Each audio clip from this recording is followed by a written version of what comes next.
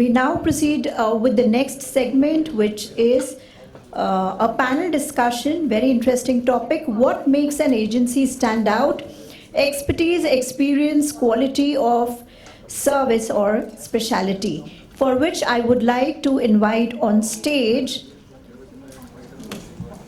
the moderator of the session, Captain Rahul Bhargava, CEO Shipping, Seros Shipping Private Limited, Mumbai. May I also invite on stage panelist Mr. Ashok Jain, Director, Diamond Ship Brokers Private Limited, a division of Samsara Shipping Private Limited. Mr. Rajneesh Khandelwal, President, J.M. Bakshi and Company. Welcome, sir. And Mr. Sameer Pathak, Branch Manager, Interocean Shipping India Private Limited, Mumbai.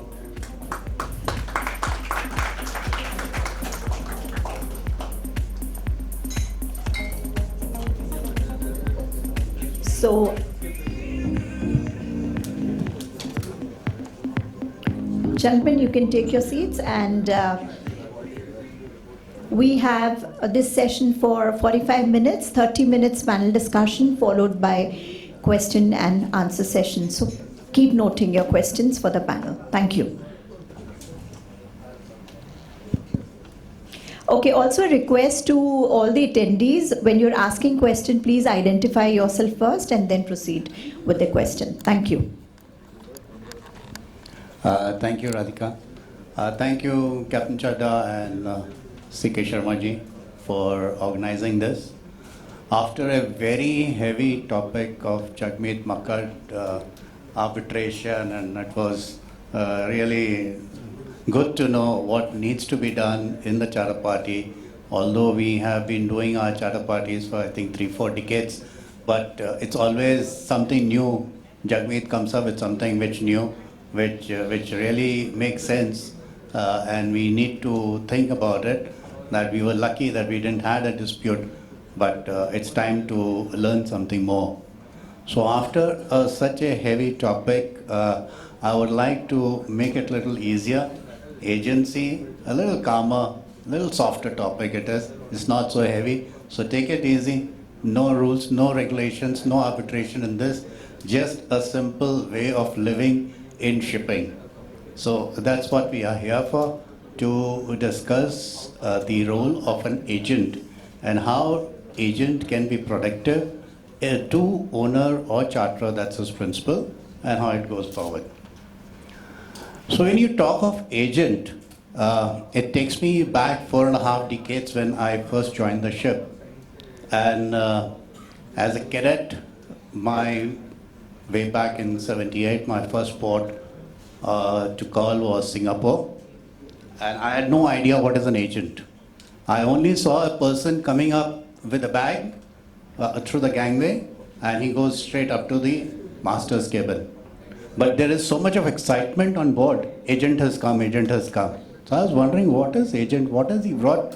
Why are we so finicky about it? And everybody's so happy to see him. So later he goes up and he takes out 2 big envelopes, and everybody's eyes on him. And those days we used to have purser. Purser was the guy who keeps the accounts and like a secretary to the master. And he takes out a big wad of envelope, and everybody is excited, right from the crew, officers, everybody, and he takes it out, and then he comes down, and they open up, and there's a lot of mail inside. The only way of communication between the families and the floating staff was the mails those days.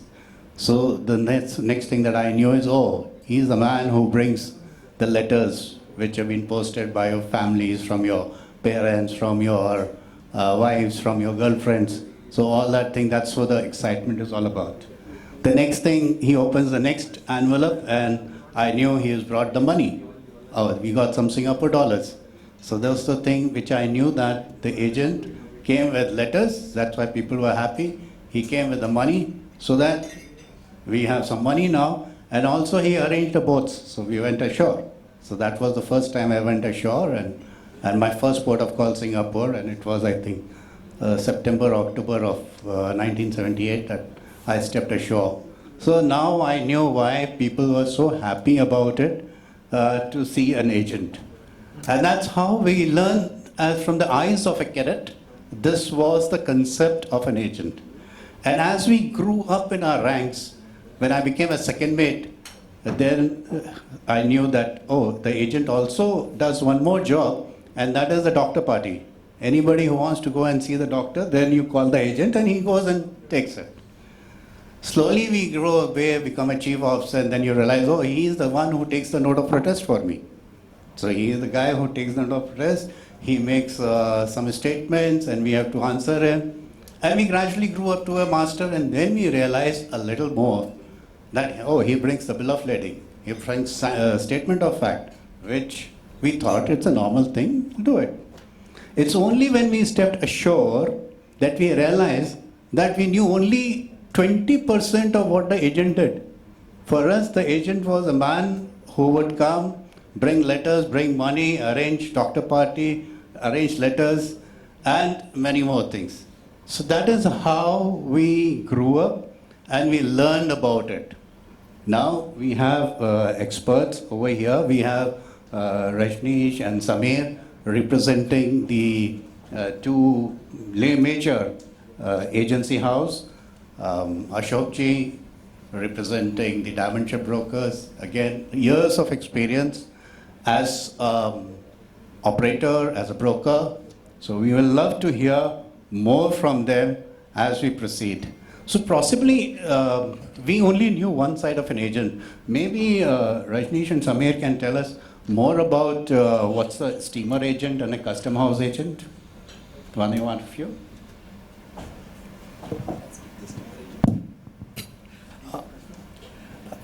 Thank you, sir. Firstly, I'm honored with what you mentioned in terms of the agent does a lot of work. And I'm really honored in this room sitting in front, and I see some of my ship owners, the government officials with whom we have been working for many years.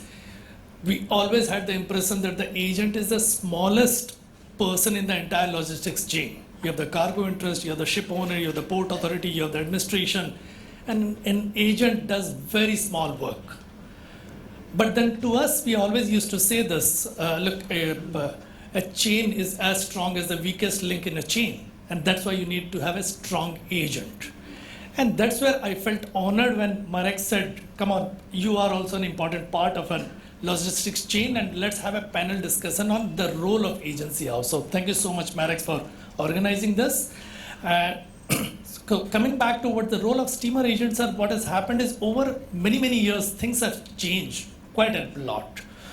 From what you mentioned during your days, during those times, the primary role of a steamer agent used to be a ship owner sitting in, say, Houston, has a ship opening up in Mumbai port on 15th of April.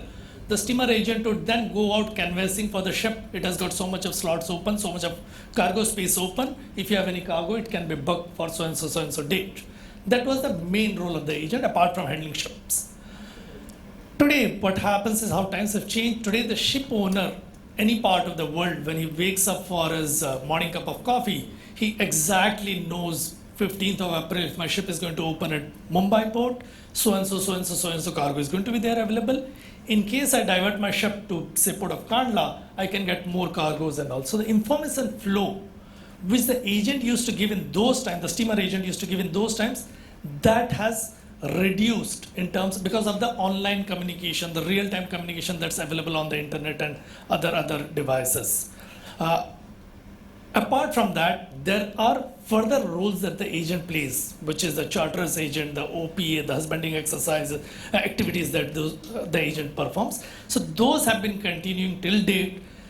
The commonality between the agent then and now is we still bring smiles to the people on board as well as the ship owner, sir. That's a steamer agent. I would leave it up to Samir to speak on this CH. Good morning. Basically, the owner and the charter agent, what we do is we normally the owner appoints, and then we are the people who are doing all the documentation, the filing of the IGMs and the EGMs, as well as the certification process, and then making the original BLs, sending it to the owners for all the cargoes, the different receivers, the different cargoes what they have, and the amount of BLs. That is what we are doing. The nomination for the receivers, that is what we do. Then the other thing is the ETA notices and the information which is passed to all the other receivers. That is another thing, looking at from where the cargo is coming. If it is the tankers, then the tank farms, which tanks are being nominated, what is the grade of the cargo, how it is going to be transferred, at what temperatures it is going to be transferred. That is all what we look into it, and we are informing the receivers as well as the owners for that. That is what the owners do. The charterers appointation for the charterers agents. If we are the OPA, then we have to appoint the charterers agents, so that we do it with the help of the owners. That is what we do. Yeah, let's look at it. When you get a nomination from your principal, how do you gauge him? Are you, I mean, I'm a fly-by-night operator and I come and tell you the ship is coming. Would you accept my nomination, or do you have some procedures to work on, and what you do about it? So generally, what happens is, as an agent, you have a set process. You have a KYC of the principal that has been done in advance. In today's time, you avoid few nationalities in terms of ship owner nationality, because there are sanctions on some of the countries. You avoid that. Then what we do is, once the KYC is done and those nationality or security check has been done, which doesn't take much of time, we have principals whose ships have been coming here regularly. In that case, it just, you go and accept a nomination immediately. But then there are principals who are coming here for the first time to the Indian market for the first time. There, what you do is, so the way it works is, the ship owner sends the ship to, again, Port of Mumbai. The total expenses, suppose, are going to be 25 lakhs. So we send a PDA wherein we ask for some money in advance. If it's a new owner, what I would do is, I would request for 100% of the money to be paid in advance, because I don't want a situation where the ship would move out and the port dues or some other dues are still to be paid and the owner is missing at that time. Parallelly, there are different type of owners whose ships have been coming regularly. So we, as an agent, we also go to an extent of understanding, okay, it was a weekend, it was national holiday in that part of the country, they have not been able to remit the funds, but still I have to pay the marine dues to the Port of Mumbai. So I pay from my pocket, I'm financing it for a couple of days and all. So it depends from principal to principal. I generally don't say no to any business, but then I play around in terms of how much money I need to ask and how much money I need to be in my bank account before the port clearance for the ship is done. Yeah, thanks. That's the point of how the agents will look at the principal. But very important is, how does the principal look up to the agent? So maybe Ashok ji can answer to that. He's been a ship operator and has been into the ship owning side also. So probably Ashok ji, how do you appoint an agent? We have two agents sitting out here. Who are you going to employ? Okay. I think that's a very important question, and I think. As you said in the beginning, or you also mentioned, that agency or shipping agent, it's somewhat not rated very high in the whole sequence of commercial shipping. But I think if we look at the roles which a shipping agent plays, I think it's very vital, very critical role it plays. And if you see whether somebody is interested in a ship or a cargo or a port call, I think everybody is doing liaison with the agent. And I think there are maybe 20 different parties. When a ship comes to the port, everybody is doing communication with the agent. So if we say that if a ship's port call is an orchestra, then I think the agent is the conductor. I think everything flows from there, and it's a very important role. If you see from a ship operator or ship owner point of view, it's a very vital piece of the link in the whole commercial success. So I think you need an agent. I think agency work, it's like it's a 24-hour work. It requires, I think, expertise. It requires experience by which you will learn the skills. You must know all the statutory requirements. You must have some kind of a diplomacy also, because you are dealing with so many parties on behalf of the owner. Dedication, I think hard work. There are several personal qualities which are required in an agent. So I think it is from an owner or ship owner or operator point of view, the role of agent is, I think, is extremely important. And then I'm very happy that Marek's team has selected this topic. Normally we don't find in any conference the role of agent, but this has been selected here. That's really very good. And additionally, in the maritime, in the commercial shipping also, there is a sea change. Like earlier, 20 years back, the commercial shipping was all controlled by head owners, the ship owners directly. But now, the way we have commodity traders, now we have freight traders. A new class of operators has emerged now. And all commercial shipping is taken over by ship operators now. I think most of the ship owners or registered owners, they are just giving their ships on a period or time charter to operators. And operators have added in ocean freight a kind of productivity, efficiency. They have made it very competitive. I think they are extremely aggressive, and that's the reason that they would expect from agents also a very, I think, very, very competitive services from there, because eventually the ports are the cost centers. Whenever the ship is at sea, we say it's making money, but the moment ship comes in the port, the cost centers start everything, and that's the reason that the role of agent to minimize the cost and to assist the ship operator or owner to make it competitive, I think it's a very critical. And if in a country like India, where we have tens of ports, I think as an owner or operator, I would like an agency house which has got a network of offices all over India, so that I can deal like a single window. But each office should have local expertise, because I think each port is different, and this local expertise is extremely important. Then financial, I think accounting. If it is a single point accounting, say from Mumbai only, then it becomes very easy for our ship owners and operators, because to deal with 20 different offices will always be really challenging. So that is very important. The agent should have a very professional team, high ethical standards. I think this is all extremely important. Then the last but not the least is the market intelligence.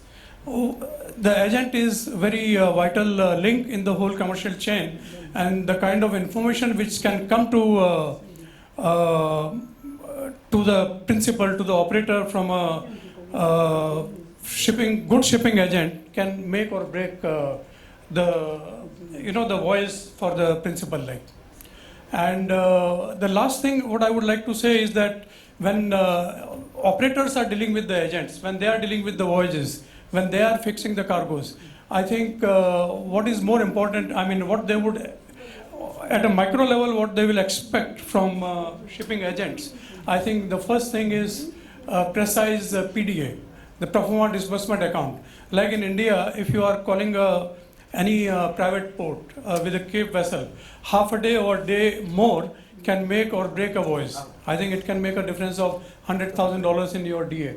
So I think the precise DA, which can come only with a very active agent who is on a daily basis monitoring all the ships coming to the port and gathering this expertise that what should be the right PDA under the current circumstances.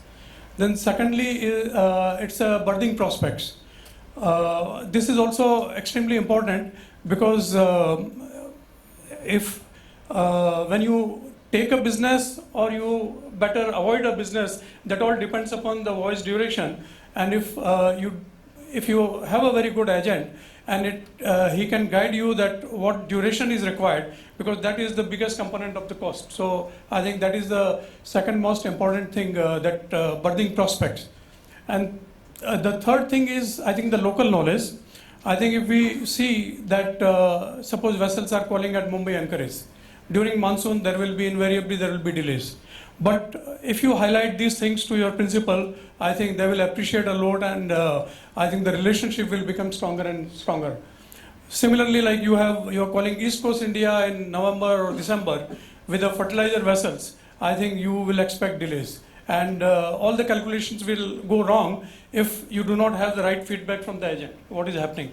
So I think at a micro level, all these things, by way of a live reporting by the agent, a principal would know that whether to take a business or not take a business. Once having taken a business, then how to make it competitive, not to lose in a business, and to achieve whatever you have, bottom line you have considered it.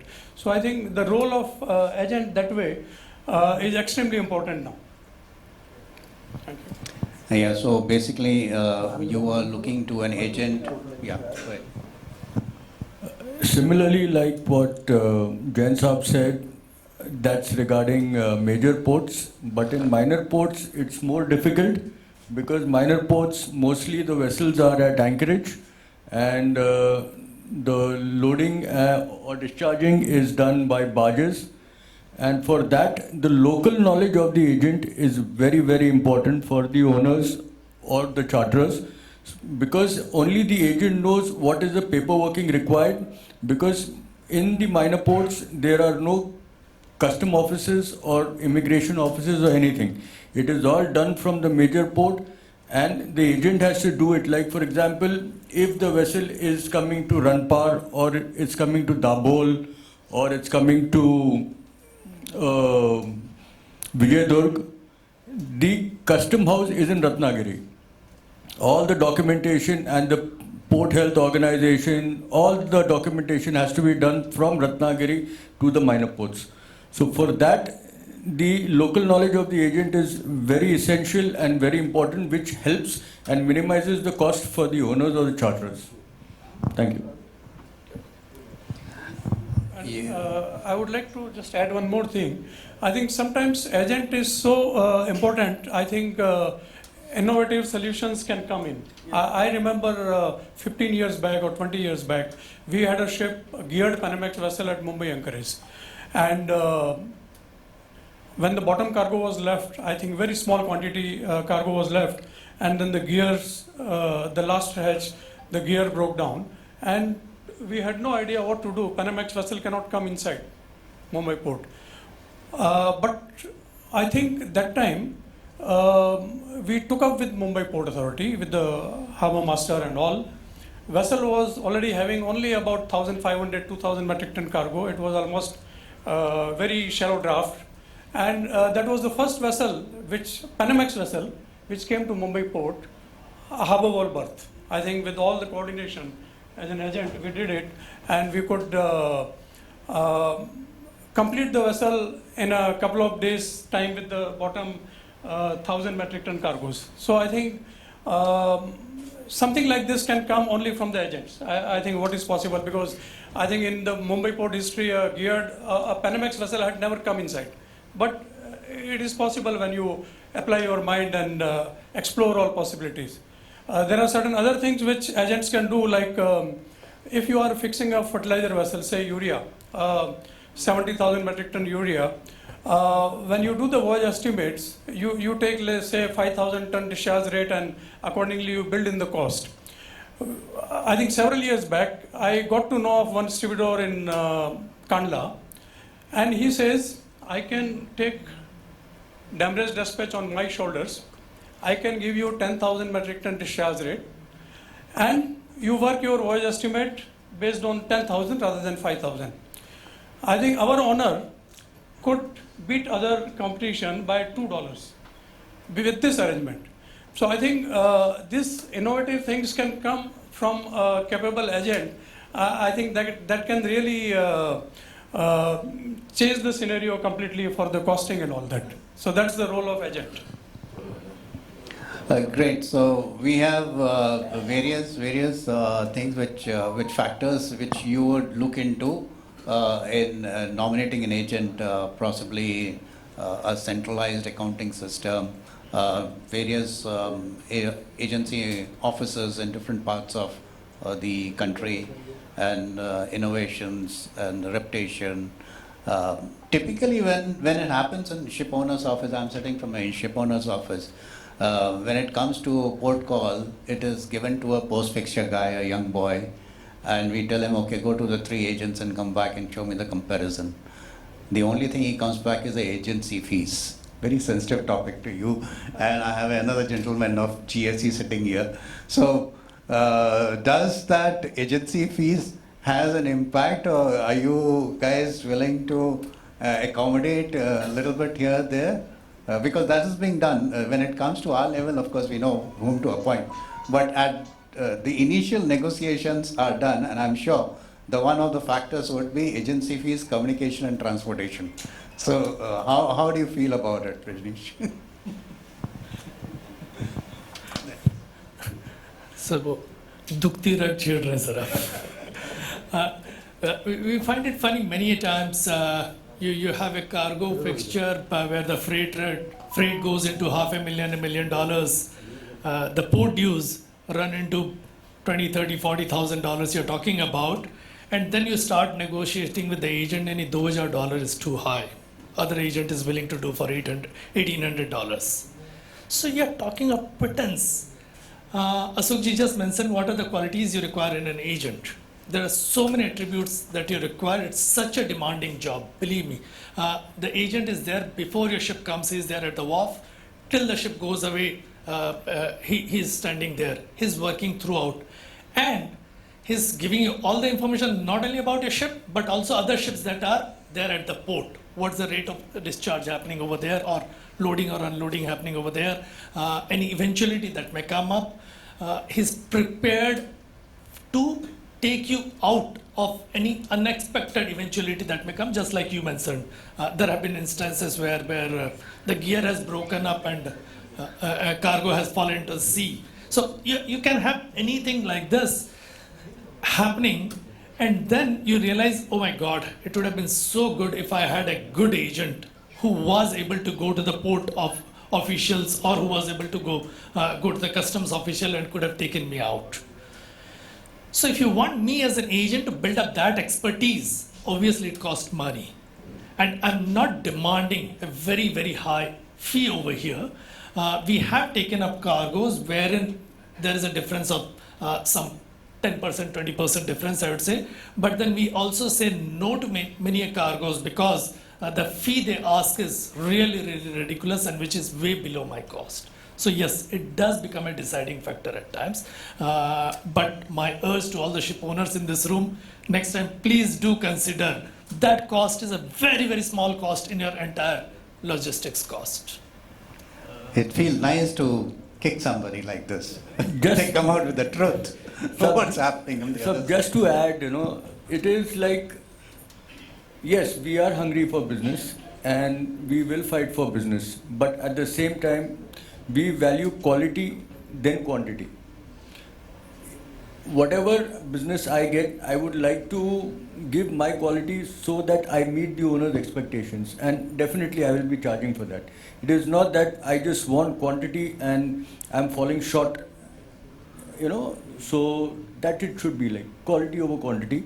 And definitely, like you said, we request all the owners, next time please just consider it. Don't negotiate the agency fees, right? That's the top. Please take this as a takeaway from here. So also, if I can just add one point. So there have been instances where we have handled a ship and we have surprised the owner by, in terms of the port stay, instead of 48 hours, we have completed the discharge in say 24 hours or 36 hours, saving money for the head owner.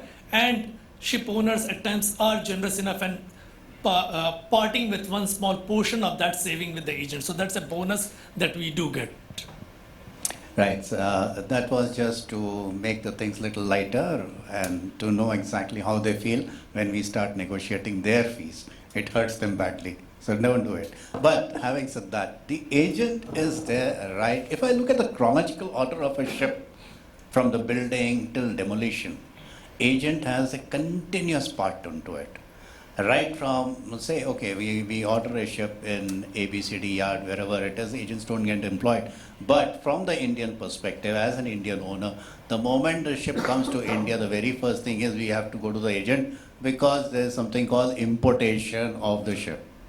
Now there comes the another help which we require, and expertise is needed. Could you speak on the importation of the ship? How do you go about importing it?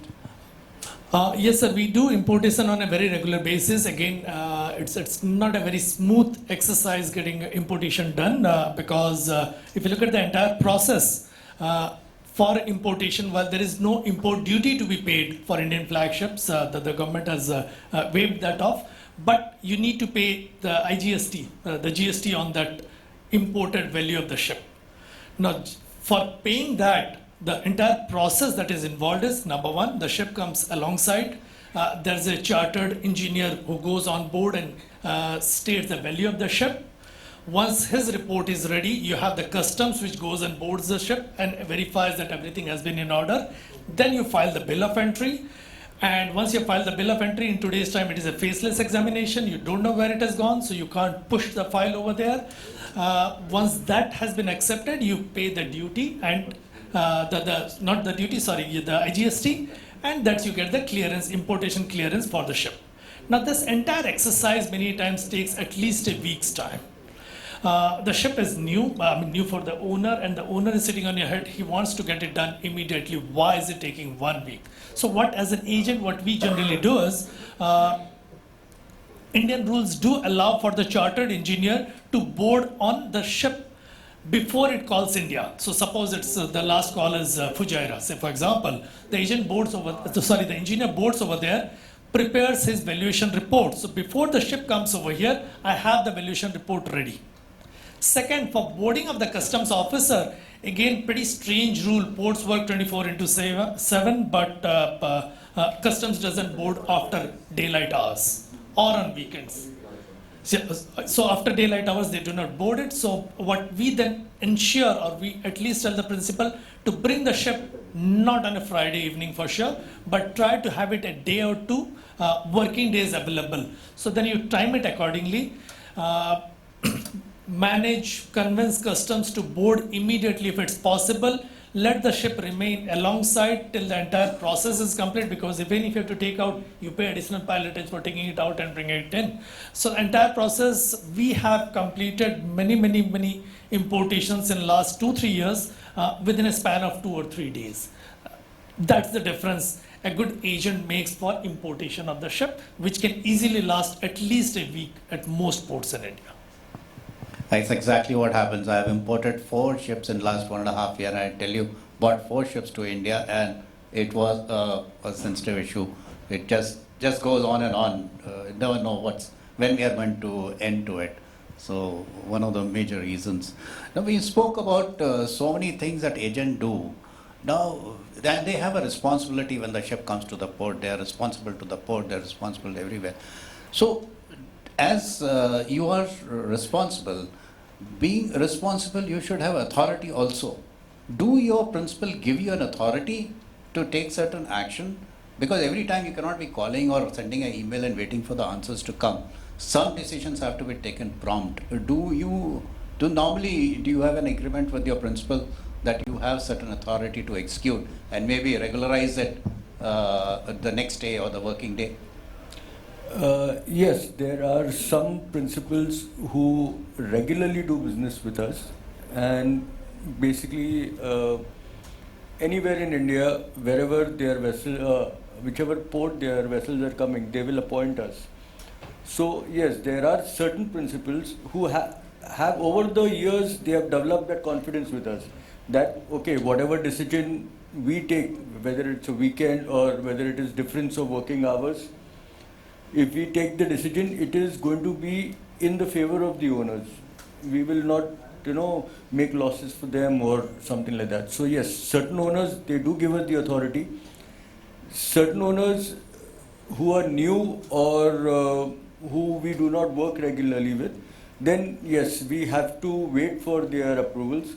We try to make sure that we get the approval. If it is a weekend, I will try and get it on a Friday.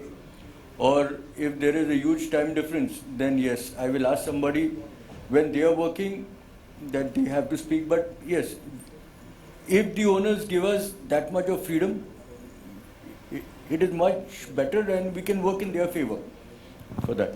All right. Ashokji, from the owner's perspective, do you think you are willing to give? What we see from owners or operators' perspective, I think traditionally there used to be a running agency agreement, like evergreen agreement, like we have with the ship owner agreement, which will continue unless it is terminated. So every time their ship comes to India, we act as an agent.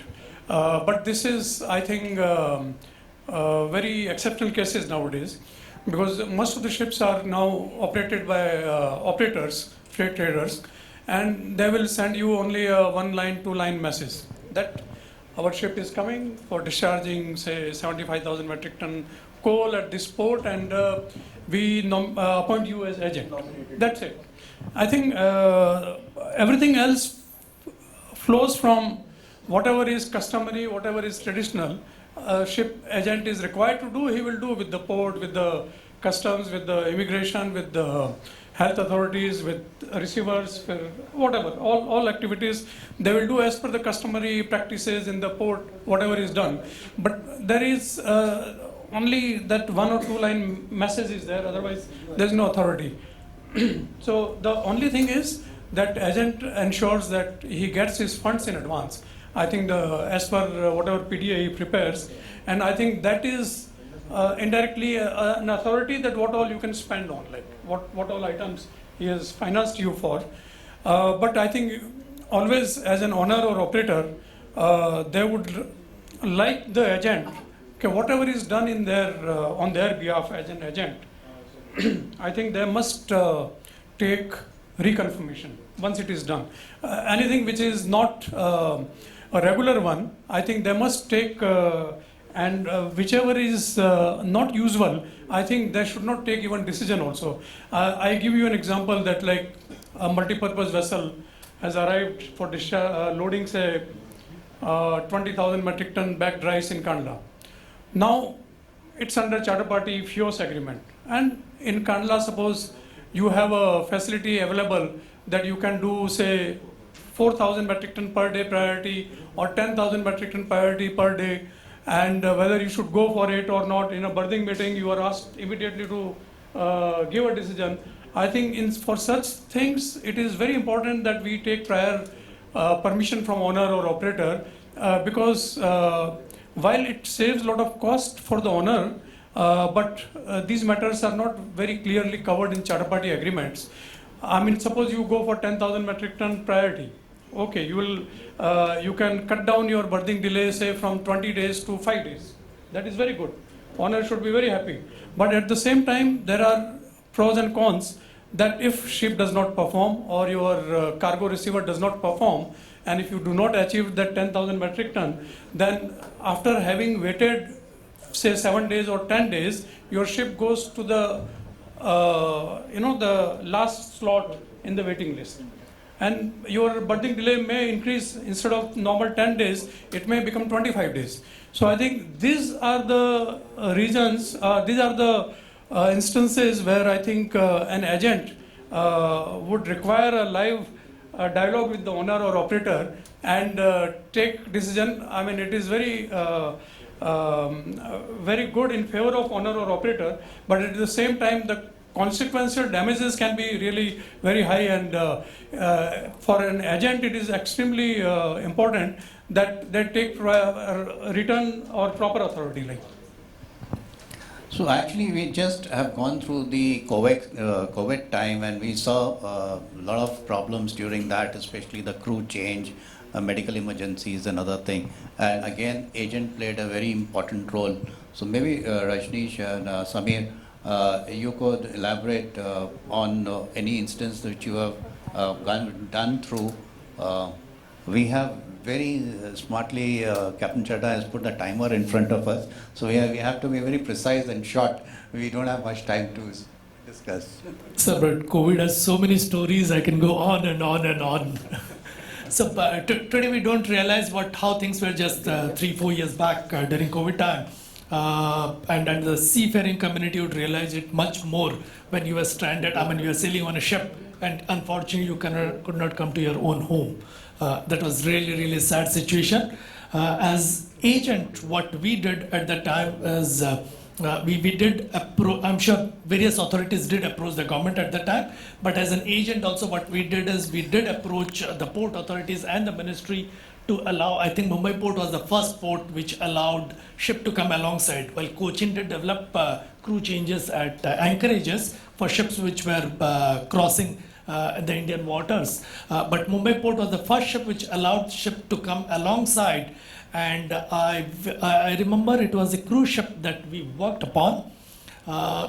Massive number. It was 3,100 crew on one ship. Basically what had happened is all the cruise ships were stranded in different parts of the world.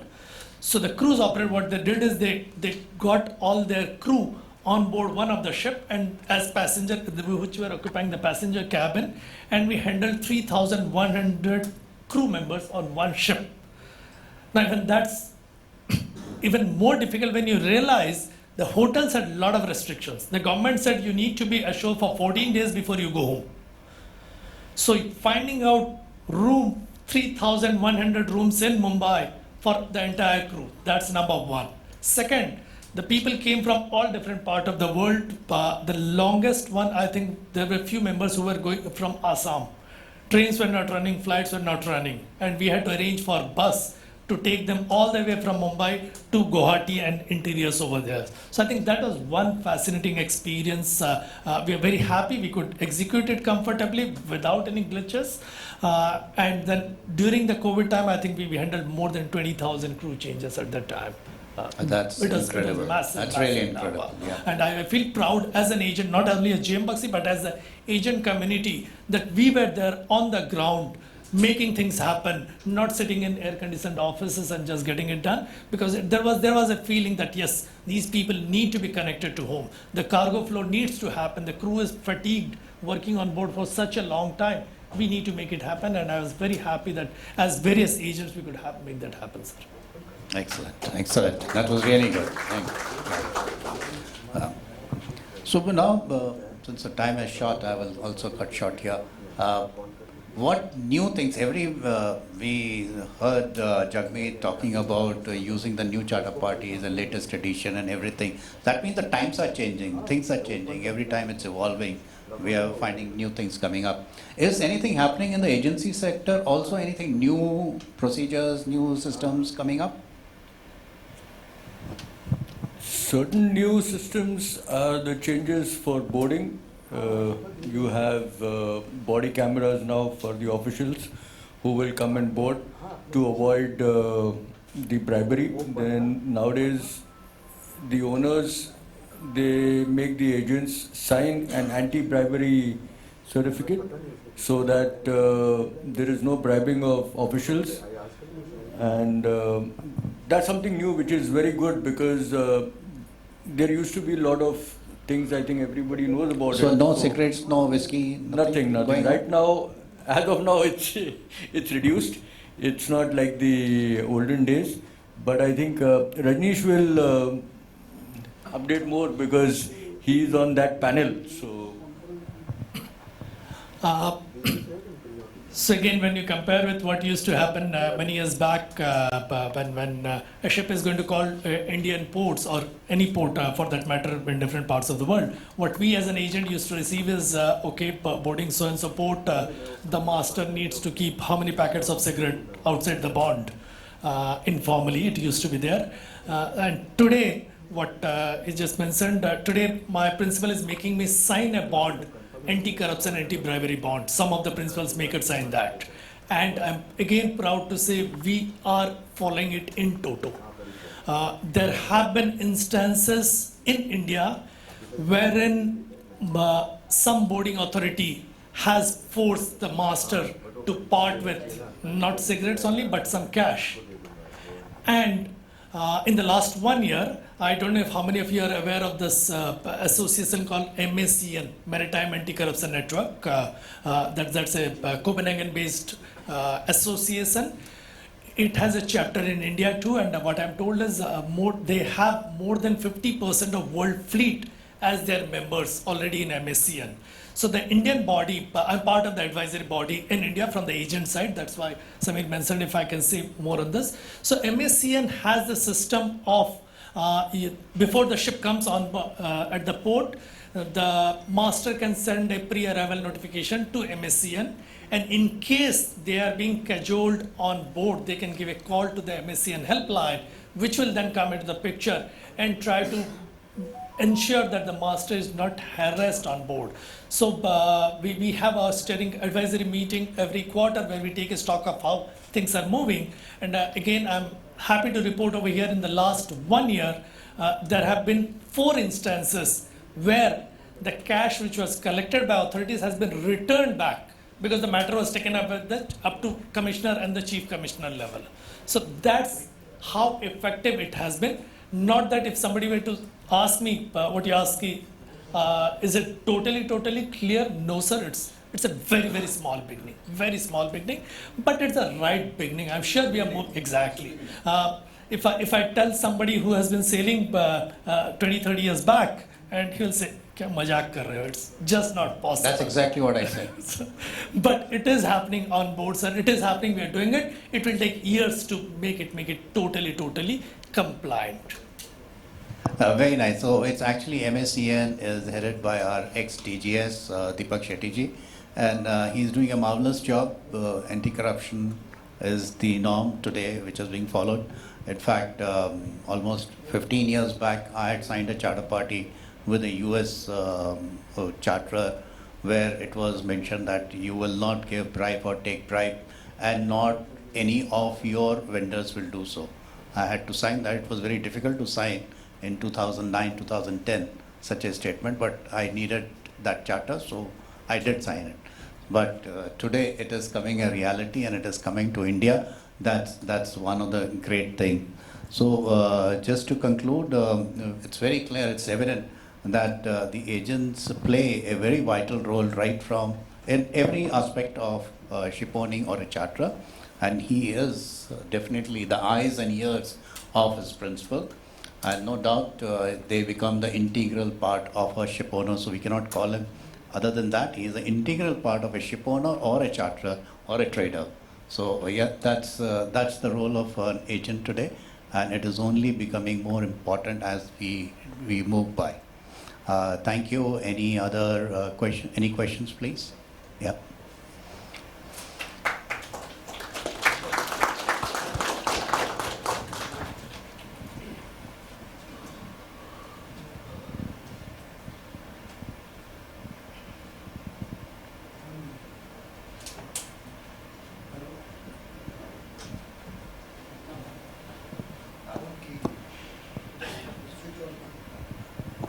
Hello. I have a question on agents' breach of authority. Okay, I will cite one example. It's very recently happened. This person was the disparate owner, Mr. Yunus. He is the sponsor, YB Global. He is the disparate owner of the ship. I was the commercial manager for that. We loaded one ship cargo from Karachi to a port in Indonesia called Malahayati. Okay. Cargo loaded was 9,000 tons rice. Okay. Load rate 2000 tons a day, loaded very correctly. Discharge rate was about 800 tons a day. The agent at Malayahati was the charterers agent. We were the disparate owners. The agent was the charterers agent. Okay. Charterers nominated, owners appointed, PDA paid by us. Okay. Since it was a rice cargo and the charterers agent, there can be claims on the cargo. Okay. So we appointed one more agent as a owners protecting agent. We paid for that also. Okay. Charterers agent appointed, owners protecting agent appointed. The charterers agent has appointed another sub-agent in that port because charterers agent was in Jakarta. He appointed another sub-agent in that small port called Malayahati. That was another agent. Okay. We paid money to the Jakarta person. Jakarta person will pay the money to this person. Vessel came, berthed, everything was okay. Okay. But in this, we gave the full agent's appointment letter, in which it was containing 5 pages of agent's appointment, what I do always. Several things were written in that. You have to give notices, you have to board the vessel, you have to, several things were there. Okay. In which the timing of the events have to be correctly noted, and a statement of facts has to be every day to be given. Okay. So in that port, what strange thing was, the port was always working between 9 and 5 only, 9 am to 5. After 5 o'clock, everybody will go home, which was never mentioned earlier, neither mentioned by the charterer, nor mentioned by the agent while we appointed that. And in the charter party, it was written that all things regarding the pertaining to the port will be owners to check and confirm themselves, satisfy that everything is noted. Okay, but is it the agent's responsibility to tell that the port works in that period or not? That is one question. Okay. Secondly, what they did is the vessel, due to the less discharging time, the discharge rate was 800. They used to discharge only 300 tons a day. So there was a 15 days demurrage. Okay. So while demurrage, the berth hire also kept on increasing. We replenished some berth hire for some little demurrage. Okay. Later on, in one manner or the other, due to rain, one fellow died in the village. They stopped the vessel, and in the notice of readiness, in the statement of facts, they have written that due to rain it was, so everything was miscommunicated by this agent to that agent. Okay. So finally, when notice of this statement of fact came, that holiday which happened due to death was declared as a holiday because of rain. Okay, like this several things were happened, but finally what happened, when the vessel was finishing, okay, they did not ask us to replenish the whole PDA, final FDA. Okay, the final FDA balance as per our calculation was something around $25,000 for a 10,000 ton ship. But we also asked them whether any FDA is to be paid or not. They did not reply. Okay. So that was a Friday. Then till Monday they did not reply. So vessel has finished. 2 days was waiting, 2.5 days was waiting, and Monday they just suddenly say that you have to pay so much money, then only we will release the ship. Okay. So immediately we paid the money to the Jakarta agent. Okay. Next day was some holiday there. Jakarta agent money was paid on Monday. The Jakarta agent did not pay money to this agent, actual agent, on Monday. Okay, Tuesday he could not pay. So Wednesday only he paid. Okay. But this Jakarta agent used to say that Monday vessel will sail, you have given the money, vessel will sail. But this agent is not releasing the vessel.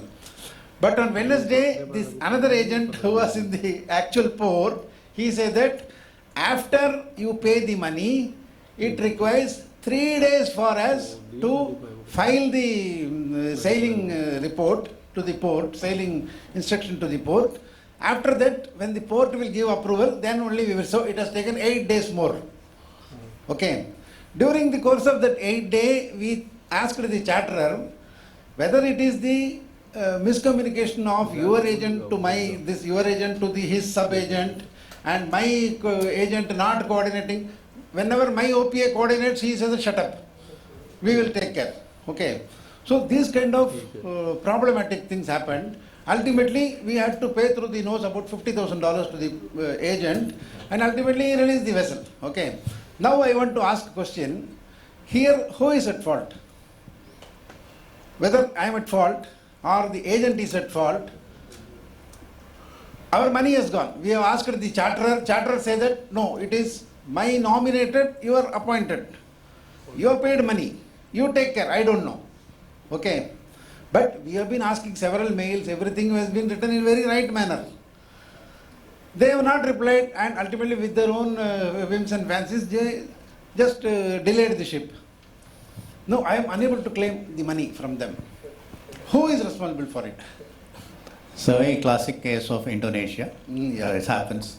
So basically, you say that he nominates and you pay. So the person who pays, the agent become his servant. So he is actually responsible to you directly, and charterers will have no say in it. And so first of thing is that he is responsible to you, and charterers would not come in. In a situation like this, it is always like what we have been doing is we give the money to OPA, and we handle everything by ourselves. The OPA handles it, and charterers agent we just give him the fees and tell him sit tight.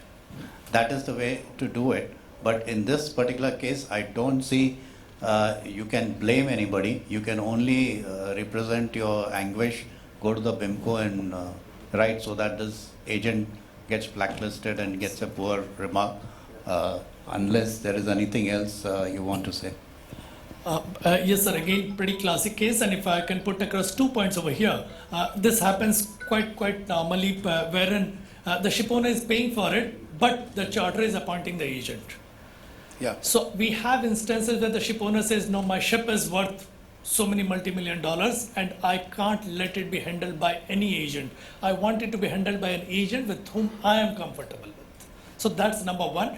Don't always That was not possible because it is a charter party. They say that it is my agent, it's my rice business, it is a high value, my agent only will discharge. So that's there are instances, and that's where you appoint an OPA which is reliable, which will listen to you. The second point over here, sir, what I'd like to put across is many times it happens you appoint an agent which again appoints a sub-agent. And that's where you lose total control over it. Yeah. So when Jansa was saying earlier, an agent needs to have network all across. So you need to do that due diligence. But we before were you not nominate. knowing that he is appointing a sub-agent. We thought that he is having an office there. See, if Intrusion is having an office in Mumbai, if I pay money to Mumbai, Intrusion office in Kakinada will handle. Okay, but there I don't know who is who. They never told also. So these messes happened. Okay, money is stuck. I think it's really a case where we are stuck with wrong people, like, I mean, really. Because one thing, as we all know, there is no charterers agent. It's only nominated by charterers. Yes. It is your agent. No, you are bound to appoint them. Yeah, obviously you have to, as per charter party, you have to appoint him. He has nominated and you have appointed, so he is your agent only. So you are dealing with, he doesn't have his office, he has appointed a sub-agent, suppose. So that is also quite customary practice, it happens. And you are dealing with that agent, but then he remains your agent only. So I think as Captain Rahul, he very clearly said, I think your OPA, what you did, it was a very good step. The only thing is that you did not give all the responsibilities to your OPA for financial matters. If you had given that, No, then- OPA was not for financial matter, only for the cargo. No, but we security. all the time we do in India also that even if under charter party an agent is nominated by charterers and he represents the vessel in the port and all, but funding is done through us, we fund it to the port directly if possible, or otherwise to the agent. But most of the cases in India, it is possible to give the funds directly to the port authorities. So we give only his agency fee to the charterers agent, and that takes care of everything. And what I can see, your another point is 9 to 5 only cargo work and all. Of course, that Several things were hidden, that which we could yeah, not that claim our anything. OPA should, in fact, a good OPA should highlight all these things and give some remedial solutions also. But I would, We might have thought that we know Yeah. it. We know it. but really, this is a case where we are, I think, caught with the wrong parties. Like, yeah. Chalo, thank you. Anybody else, please? GS, EY, you want to ask questions? Okay.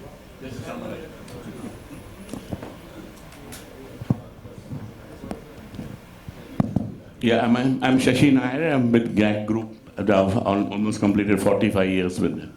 Okay. Now, as my colleagues on the panel have explained about an agent role, but nowadays it has become so bad that there is this competition between the agents where they just, I don't know how they work with a low agency fee. For example, we have stopped tendering to all the PSUs, SCIs. I think Captain Taggi is not here. I mean, they have a clause where they say, we have technical qualification, we have credibility, whereas they have appointed single agent, one-man show. I remember this years back, because most of my experience was in the Middle East. Where, I mean, since 1980s I've been there. So what I'm basically, we are all like InterOcean or JM Bakshi reputed agency. We're all stuck, and owners have been always bargaining fees, which is a very sad part of our business. And whereas the freight rates might have gone up 10 times, still the agency fee is not increased, it goes on reducing. But we have a lot of agents in India who has been cutting, and I don't know how they survive. They give credits to people. There are billions of outstanding they have. How do they collect? We don't understand. So we have stopped, even including Mercs, we don't tender, because you know how they work very well. So many tenders we don't even, SLP, for example, BPCL tender, people work on 5,000 rupees agency fee. How do they survive? We have no clue. So basically, the operators or charterers or whoever is here, they should look at reputed agency, the credibility, the background, the years of experience before they appoint. Now, in Swami's case, he must have bargained for agency fee and appointed.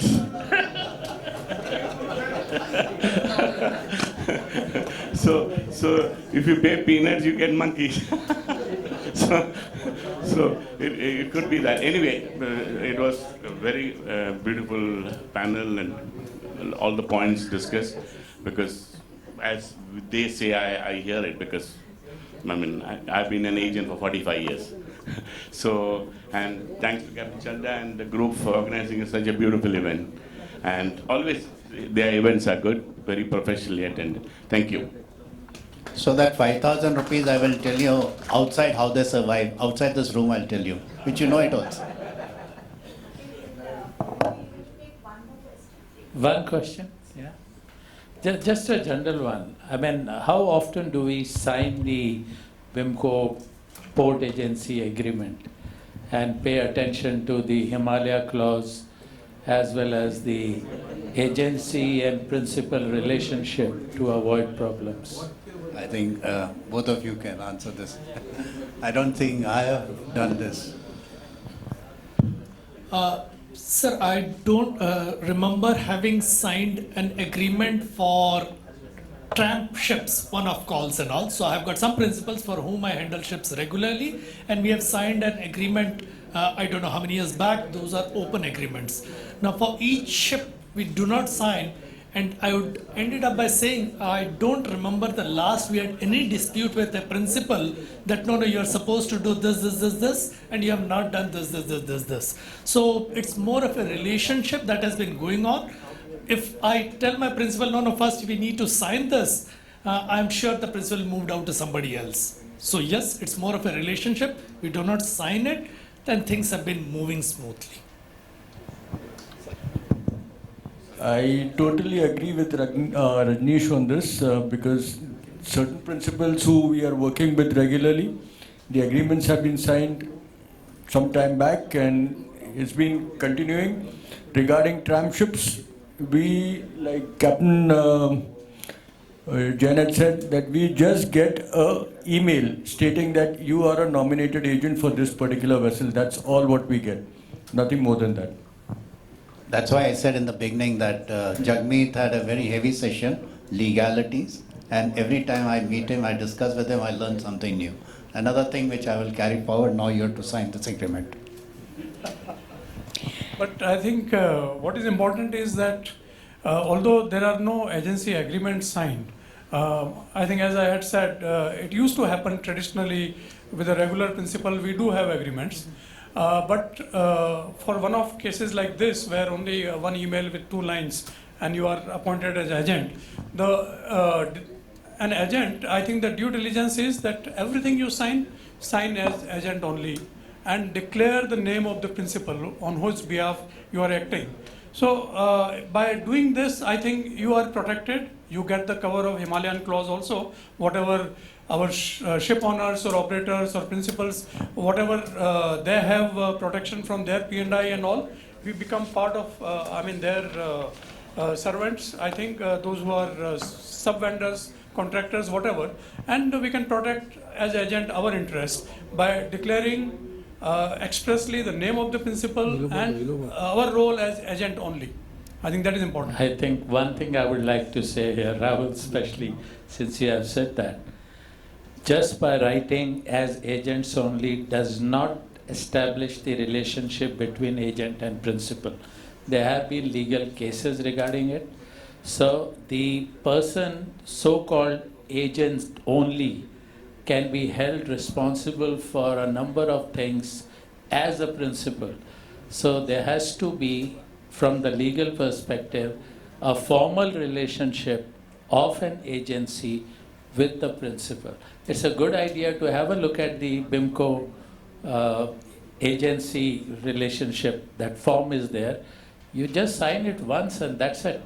And the Himalaya clause is very clearly mentioned in that. And it's important for you as a service provider to be covered under the Himalaya clause. No, you are absolutely right. I think if possible, then we would always love to have written agreements with principals.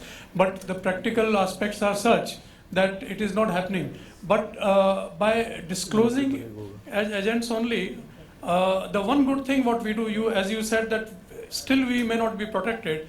But by not writing that, you are giving impression to your vendor as if you are directly contracting with him. But when you are saying as agent only, at least you are giving an opportunity to the other party that your role here is as an agent, there is a principal, and the principal would be ultimately responsible. If the vendor has to sue somebody, then he has to take action against the principal. So at least that opportunity is given to the vendors while they are delivering whatever services. Rahul, sorry. Why the instructions are given by tram operators, where it is very clearly, I've seen many of the voyage instructions where it says as per BIMCO clause, whatever the points are there. But so I've seen, most of the voyage instruction has got this clause where it's a tramp operator, a one-time appointment or few times appointment. So they don't mention any signing of any paper. It's a format by mail. Just agreement as per BIMCO clause, so and so. I've seen few of them. Thank you. Thank you. Thank you. Thank you, gentlemen. I now request Captain Yashovarman Sharmaji to please join us on stage to present a small token of appreciation to our esteemed moderator and panelist. Please, sir.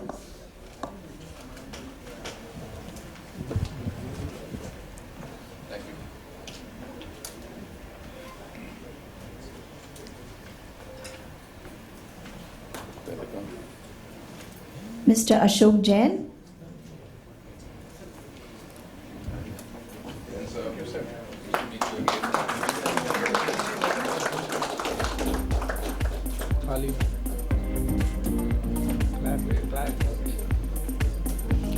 Followed by Mr. Rajneesh Kandelwal.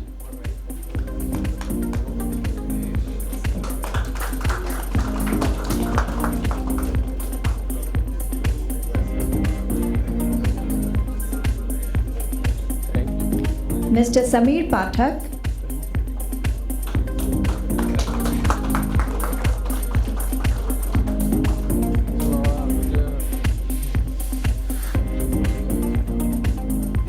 And moderator for the panel, Captain Rahul Bhargava.